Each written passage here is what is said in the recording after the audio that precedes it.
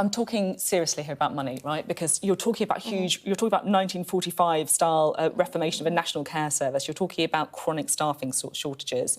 Are you looking at potentially wealth taxes? The reason I'm asking this is back in 2021, Keir Starmer was asked how he would fund an increase in social care funding. He says those that earn their money in ways other than work should pay their own share. People who earn their money from properties, dividends, stock shares, they should be looked at.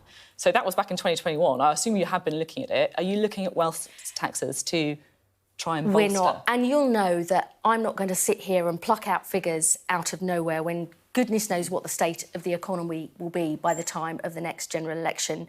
We've been pretty honest where we do want to see increases in investment, where we'll get the money from.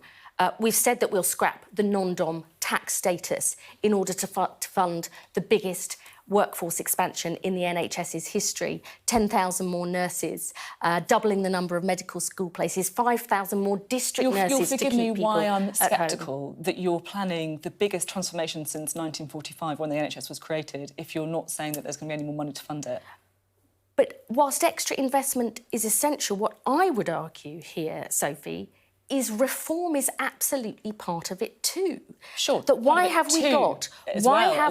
But we have said where we'll increase funding to support. 3.2 billion from non-dom tax status. Yes, Taxing now private schools, 1.7 billion. I mean, this is not enough.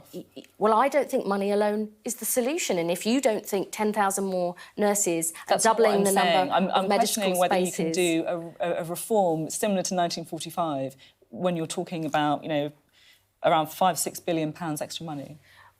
But this is about reform. Why does a family have to ring 6 or 7 different numbers to try and get the services that their elderly parent needs?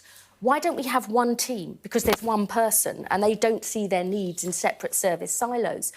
Reform can make a huge difference. If you look at delayed discharges from hospital, £1.7 billion spent last year on elderly people in hospital who didn't need to be there. Imagine the difference that could make if that was spent in the community or at home. Reform alongside investment is what we need to make the NHS fit for the future. OK.